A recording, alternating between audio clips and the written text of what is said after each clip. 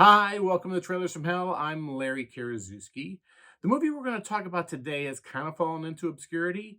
It's probably best known right now as the answer to a movie trivia night question. What popular alt rock band took its name from a 1971 George C. Scott film? The answer is They Might Be Giants, and the movie is a whole lot of fun. Let's take a look.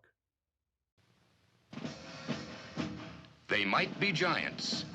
In this film, George C. Scott plays a mental patient who thinks he's the great detective Sherlock Holmes. And of course, he runs into a psychiatrist that just happens to be named Dr. Watson. Dr. Mildred Watson, played by Joanne Woodward.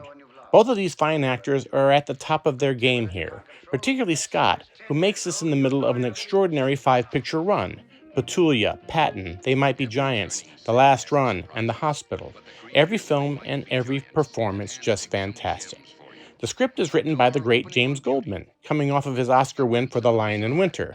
The director of Winter is on board here too, Anthony Harvey. Goldman is the older brother of legendary screenwriter William Goldman. I mean, what a family.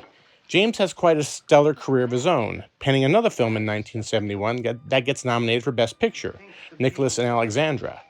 They Might Be Giants didn't get such acclaim.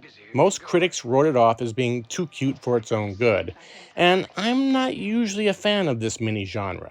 You know, films where the crazy people turn out to be saner than all the straights. It can be really twee.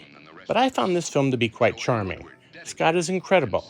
He might be one of the best Sherlock Holmes in movie history. He's got a force and authority, even if the character is a fraud. And it's so nice to see Joanne Woodward loosen up a bit. Her stuff can be a little too drab for me, but here she's light and funny. And there's some great period New York City photography.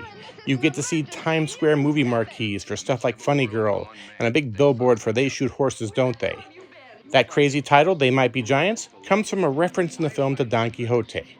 Scott's character muses that perhaps Quixote had a point. Of course, he carried it a bit too far. He thought that every windmill was a giant. That's insane.